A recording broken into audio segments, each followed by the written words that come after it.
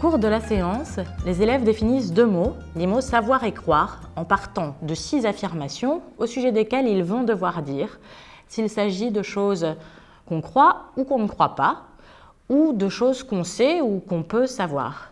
L'objectif, c'est qu'à travers leurs échanges, ils comprennent que tout le monde n'a pas les mêmes croyances et que c'est normal puisqu'il est impossible de prouver une croyance. Il est par exemple impossible de prouver qu'il y a un Dieu, plusieurs dieux ou aucun Dieu. C'est donc normal que ce soit un sujet, les croyances, sur lesquelles on peut être en désaccord. Ils comprennent également qu'une croyance peut être très importante pour soi, pour sa famille et pour son entourage, mais qu'il est impossible de prouver que notre croyance est la bonne. Et surtout, ils comprennent qu'une croyance n'a justement pas besoin d'être prouvée, ce qui peut être très rassurant pour de nombreux élèves. Je vais vous dire des phrases et vous allez dire si c'est des choses qu'on sait ou qu'on peut savoir, ou si c'est des choses qu'on croit ou qu'on ne croit pas. La question, c'est pas est-ce que c'est vrai ou est-ce que c'est faux. Dans cette salle, il y a un dictionnaire. Moi, je le sais parce que je l'ai déjà vu et que je l'ai déjà utilisé. Ok, c'est un peu la même chose. Marianne? Moi aussi parce que je le vois, le dictionnaire. D'accord. Et que je l'ai déjà utilisé aussi. Ok, donc toi, tu ajoutes quelque chose. Tu ajoutes que là, tu le vois. Qu'est-ce qu'on pourrait faire d'autre pour savoir vraiment que le dictionnaire est dans la salle de classe? Ouais. Le toucher. Le toucher, ok. Est-ce que tu veux nous le montrer du coup? Ce qu'on peut faire. Ok. Donc on l'a vu, on l'a touché, tu l'as en main. D'accord. Dans la salle d'à côté, dans la salle de classe d'à côté, il y a un dictionnaire. Si on allait dans la salle de classe d'à côté, qu'est-ce qu'on irait faire? J'irai regarder. On irait regarder. Alors là, peut-être on le saurait, ouais. Vérifier. Ouais, on irait vérifier. L'eau gèle en dessous de 0 degré. Oui? Je peux le savoir parce que si tu fais une expérience avec de l'eau, On peut faire une expérience, d'accord? Alors redis-nous, qu'est-ce qu'on ferait comme expérience? Peut-être même tu l'as déjà faite? Non? Quand t'as fait des glaces. Ah. Redis-nous? Quand on fait des glaces, si t'as fait une glace, si t'as déjà fait une glace, tu la mets dans le frigo, après ça gèle. Alors c'est quand tu mets dans le frigo que ça gèle? Congélateur, pardon. Ok. Alors il faudrait faire une phrase simple de quelque chose qui a eu lieu dans le passé. Le traité de Versailles a imposé des règles strictes aux Allemands. Donc on va essayer de réfléchir à qu'est-ce qu'ils font les historiens.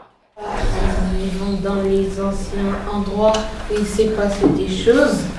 Ils vérifient s'il y a encore des traces ou des aliens, des choses à analyser.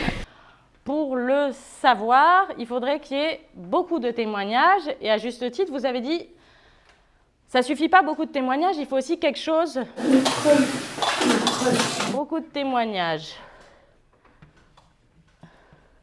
Des preuves. Lorsqu'on aborde la question du savoir historique, il est logique que certains élèves disent qu'on ne peut pas savoir ce qui a eu lieu dans le passé de la même manière que l'on sait que l'eau gèle en dessous de 0 degré. Il s'agit de partir de cette idée pour faire la distinction entre des événements du passé sur lesquels on peut savoir des choses et d'autres, en effet, sur lesquels on sait très peu de choses, voire rien du tout. On se demande alors comment il est tout de même possible de savoir des choses sur le passé. Pour faire cela, on peut quitter le domaine de l'histoire tel qu'on l'apprend à l'école pour partir de l'histoire familiale. Je sais par exemple que mon grand-père maternel a fait tel ou tel métier parce que j'ai vu une photographie, parce que ma mère et ma tante me l'ont dit et qu'a priori, il n'y a pas de raison qu'elle ne m'ait pas dit la vérité. Par contre, je ne sais rien du métier de mon grand-père paternel. Peut-être qu'il y a des traces, mais je n'en ai pas connaissance. On parvient ainsi à l'idée de la pluralité des sources et de leur fiabilité. La question du savoir historique concerne plus largement l'éducation à l'information, mais dans le cadre de l'enseignement des faits religieux, c'est une question essentielle pour que les élèves comprennent deux choses.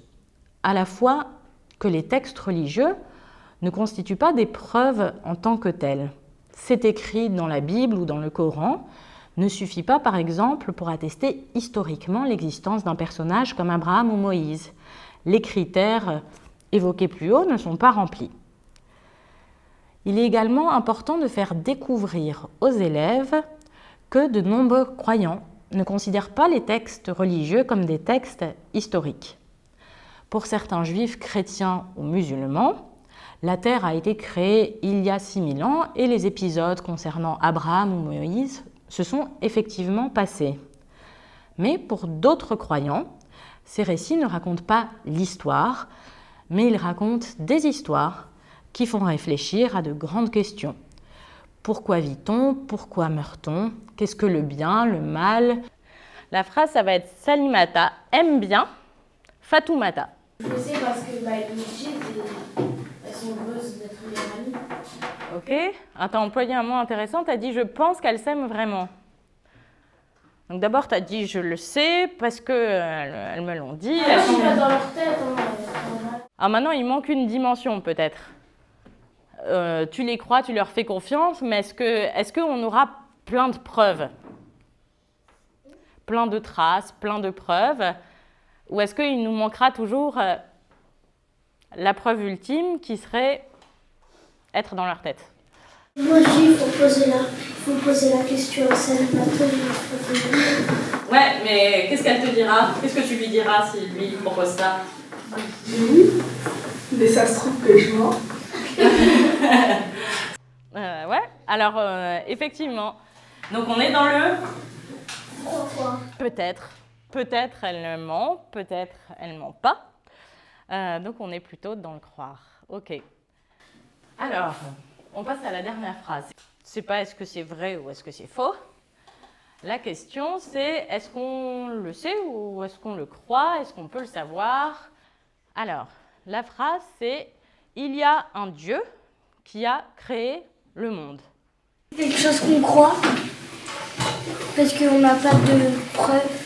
C'est un mystère. C'est un mystère. Comment je pourrais définir un mystère? On ne sait pas si c'est vrai ou si c'est faux. D'accord. Il y en a qui pensent que c'est vrai, il y en a qui pensent. Ok. Donc vous auriez dit plutôt du côté du croire. Je crois parce qu'on ne sait pas si c'est vrai ou pas, puisqu'on n'était pas là. Je sais, vu que ma mère elle me l'a dit, et je trouve que c'est une personne fiable, elle va pas me mentir pour rien. En fait, je suis entre les deux parce que, comme ils l'ont dit, on n'était pas vraiment là quand le monde il a été créé. Mais moi, j'ai la foi en ma religion et je le sais aussi parce que ma mère elle me l'a dit aussi. Moi j'y crois parce que si c'est pas Dieu qui a créé l'univers, c'est qui? Alors du coup, si on reste, tu dis, mais alors tu restes à croire? Non, moi je le sais. Ah, t'as dit je le crois, donc je te demande pourquoi t'as dit je le crois. Non, en fait, je suis super, mais je le sais. Ok. Alors redis-nous pourquoi tu dirais plutôt que tu le sais. Parce que si c'est pas Dieu qui a créé l'univers, c'est qui l'a créé? Comment il a fait? Alors je te pose la question. Alors est-ce que la question c'est un peu ça? Moi j'entends ce que tu dis. Alors toi tu dis pour qu'il y ait un univers, tu penses qu'il y a quelqu'un qui l'a créé. Oui. Alors est-ce que tout le monde pense comme toi? Il est possible que certains élèves, bien qu'ils aient beaucoup participé et bien compris la différence entre les deux mots, s'attachent d'abord à définir leur croyance comme quelque chose qu'ils savent. Ils peuvent se sentir heurtés par la démarche. Il est normal que les élèves prennent du temps pour s'approprier une nouvelle manière de penser. Et c'est peut-être seulement après plusieurs séances qu'un élève peut se l'approprier, non seulement intellectuellement, mais aussi affectivement. Il revient au professeur, dans tous les cas, de bien expliciter les enjeux de la séance, de rappeler qu'elle ne consiste pas à dire ce qui est vrai et ce qui est faux, encore moins à faire une hiérarchie entre savoir et croire, mais qu'il s'agit bien d'établir des différences entre ces deux termes, ainsi que des points communs. On pourra insister sur ces points communs justement pour rassurer les élèves. On peut être sûr d'une croyance comme d'un savoir. Une croyance comme un savoir peuvent venir d'une intuition, d'une réflexion. La croyance n'est pas bête et le savoir intelligent.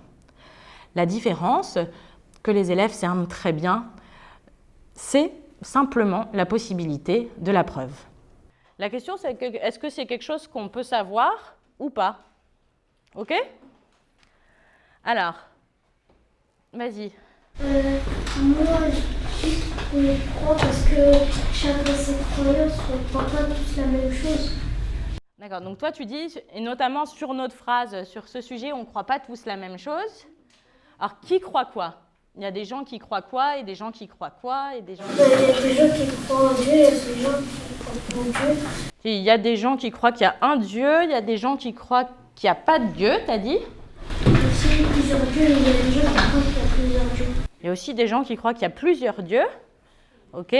Donc toi, comme tu dis qu'il y a plein de gens qui croient des choses différentes, tu mets du côté du croire.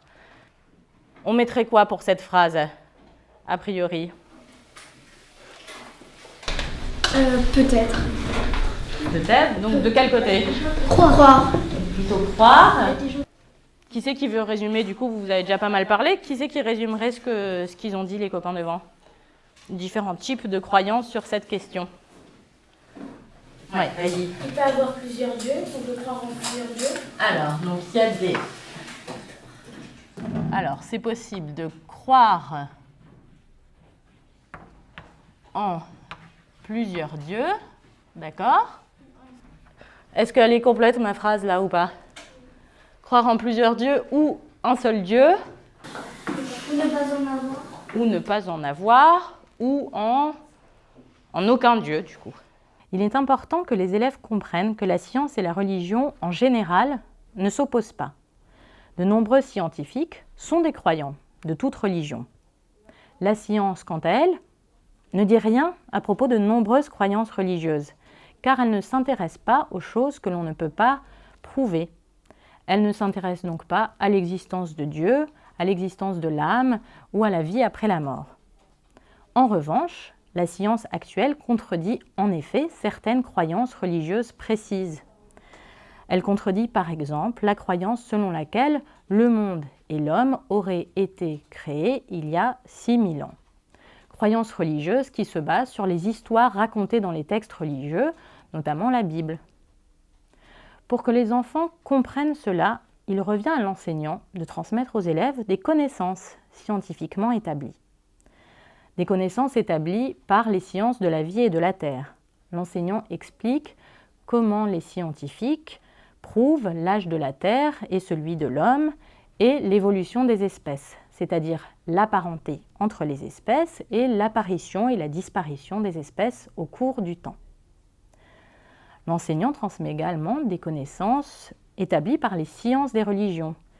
Il présente les croyances propres aux diverses religions, la diversité qui existe au sein d'une même religion.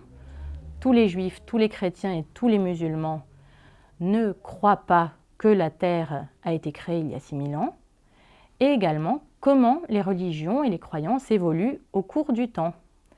Jusqu'au XVIIIe siècle, où des découvertes scientifiques importantes concernant l'âge de la Terre ont été faites, la plupart des personnes croyaient que la Terre avait été créée il y a 6000 ans. Cette croyance est beaucoup moins répandue aujourd'hui. L'enseignant montrera aussi que pour de nombreuses personnes, dont des croyants, science et religion ne répondent pas à la même question. Selon eux, la science répond à la question « comment » et la religion plutôt à la question « pourquoi ». Ainsi, il existe des croyants qui peuvent à la fois savoir que la Terre est apparue il y a 4,5 milliards d'années et croire que c'est Dieu qui a voulu créer la Terre. Et bravo, vous avez bien parlé, vous vous êtes beaucoup écouté. Hein. C'est vraiment très très bien. C'est hyper bien. Ça, on va le garder en tête. parce qu'on en aura besoin souvent au cours du jeu.